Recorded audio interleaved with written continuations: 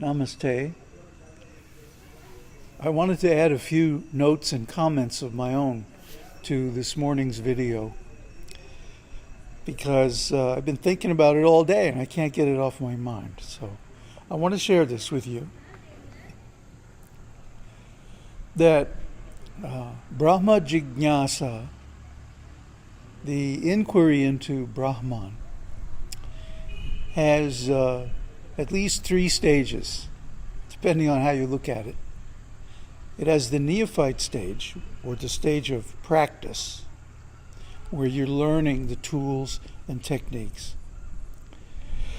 It has the advanced stage, you might call it, adhikari, someone with the proper background, qualifications, initiations, and experience is actually practicing, like a journeyman.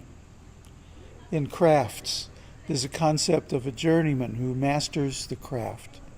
And now he can go from village to village and town to town, country to country if he wants, and take his art with him.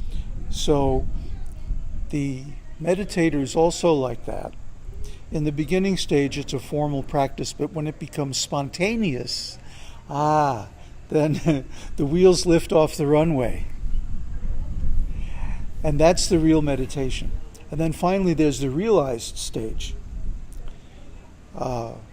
which is impossible to describe. But I can talk about the experiences in the advanced stage, because I think that's missing and that's needed.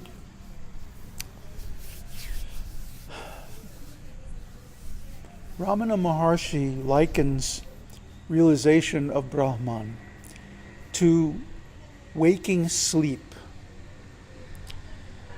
And what is this really? This is putting the mind and ego and desires and really the external movement of consciousness to sleep and accepting the inner movement. We went into this in detail in The Secret of the Golden Flower series. I think there's like 3 series, quite extensive. So the mind is not flowing outwards through the senses. If the senses have any urgent inputs, you register them. But in samadhi, you don't react to them. You're interested in something else. You're interested in your own awareness, consciousness. And you really are being conscious of consciousness and aware of awareness. What's the difference? Consciousness has an object. Even when the object is in the mind is not really within. Because the mind is also a sense. Buddha counted it among the senses. So awareness of thoughts is actually still extraversion, according to the Buddhist standard. And the whole of the practiced stage, the neophyte stage of meditation, is to get rid of that. When you finally are able to divert your attention from the mind, even for a little while, just while holding the breath, for example, that's already samadhi. Although it's momentary, it has the same quality. The only difference is an experienced meditator can prolong the experience longer, but it still takes an act of will. And as soon as you relax that will, as soon as you, as Buddha would say, relax the jhana, then you come back into ordinary consciousness again, where you have an object and a seer and a relation between them, a triplicate consciousness of being and becoming.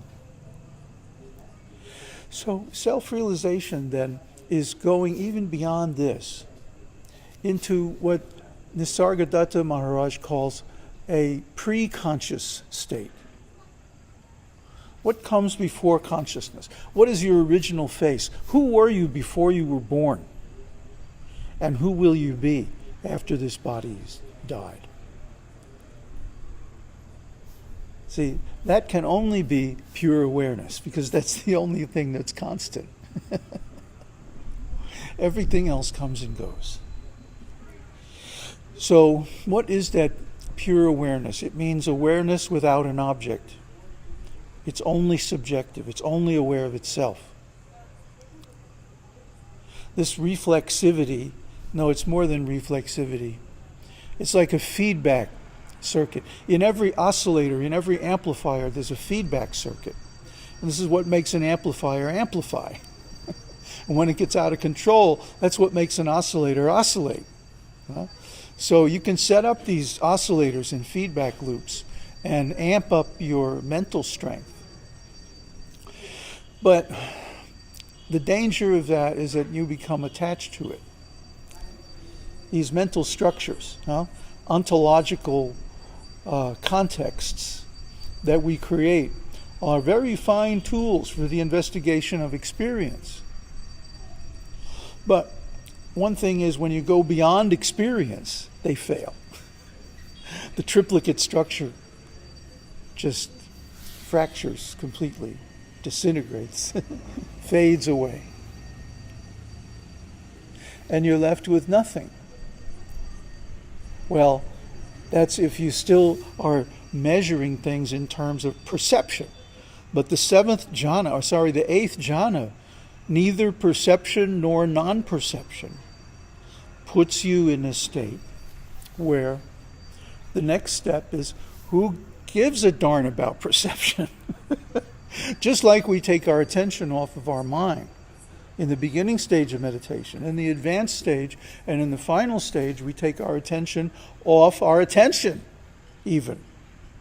But by this time, of course, awareness of awareness has become a deeply cultivated habit, our own nature, actually, because it is very close to our own nature. The only thing that's still there, that is not there in our original nature, is some awareness of awareness, of awareness. In our original state, it's only awareness of awareness without any idea that this is what I'm doing, or this is who I am, or this is what I am. Awareness of awareness. That's the pentultimate. Now, I am told by those who have realized it, and I have experienced myself in moments of path realizations, which are temporary, still experiences, but they get very close to the mark,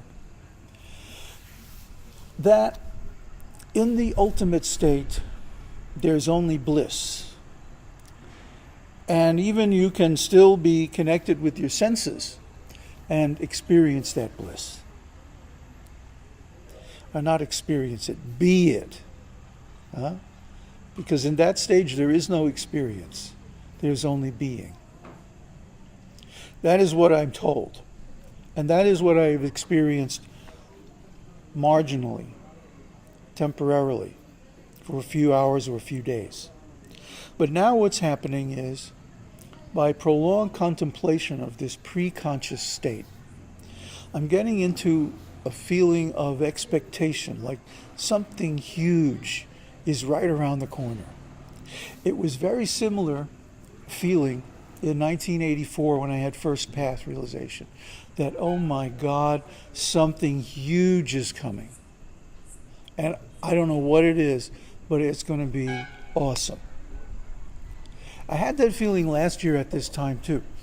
And what I discovered last year, of course, was nirvikalpa samadhi. And now what I'm on the verge of, I think, is savikalpa samadhi. Being able to come out into the senses and work and do things in the world and still retain the pre-conscious state, the original state, which is, as Sariputta described it, it's blissful because there's no perception. That all perceptions are, to some degree, according to the Buddha, painful. Any perception. So you just put perception to sleep, allow the senses and the mind to act reactively by habit to the environment. Unless there's a real alert, a real necessity to engage the thinking process, you just let it sleep. And even let it dream, as long as you're not like driving a bus or something. Let it dream. There's no harm in it, as long as you realize what it is, and as long as you know that you are beyond experience. You are beyond consciousness. Because consciousness is always subject-object, isn't it? Perception or non-perception is always the relationship between the subject and object, or the lack thereof. So what's beyond that can only be a pre-conscious state where there is no subject, there is no object, there is no perception or non-perception, because there is no other thing. Brahman is alone.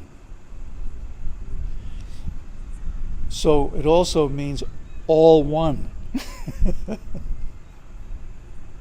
Because as soon as you have a boundary, as soon as you have two, then there's not one anymore, right?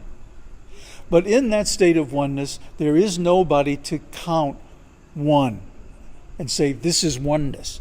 So the cognition, this is oneness, actually belongs to the dualistic consciousness. Are you confused yet? I'm not presenting this very systematically because it's right off the top of my chest here. What I'm trying to do is give you a sense of how it feels, or how the experience of approaching being beyond experience feels like. And I know from my temporary experiences of the path realizations that it's going to be very blissful. But it's not going to be the same kind of blissful as like, woohoo, yay, I got it. You know, Archimedes running into the street naked. That's not going to happen, because it's a more quiet, sober, steady kind of thing. That it just creeps up on you so gradually you don't even notice it, but one day you think to yourself, oh my God, I'm so happy. I'm just so happy, and I don't have to do anything to be happy. I'm just being happy. Because it beats the alternative, for one thing. And for another thing, it's our real state. And so it's a state of no tension. It's a state of simply surrendering to being who you are. I didn't like my life in the beginning. I struggled against my fate. And it was so painful, because I was actually at odds with who I really am. And as soon as I accepted who I really am, even though it's not, by the book, doesn't measure out to be like a very prominent or very powerful or influential individual, as soon as I accepted that and was okay with it, I started to get really happy. So why? Because I was dropping a desire for becoming something that I was not. And we all do this to some extent, to some degree, if only just to fit in with society or whatever. That's why I do it. But really, in my private life, I know that I am something beyond all this experience, beyond this universe, even beyond consciousness. And that, my friends, is a profound source of deep joy. Om Tat Sat. Om Harihi Om.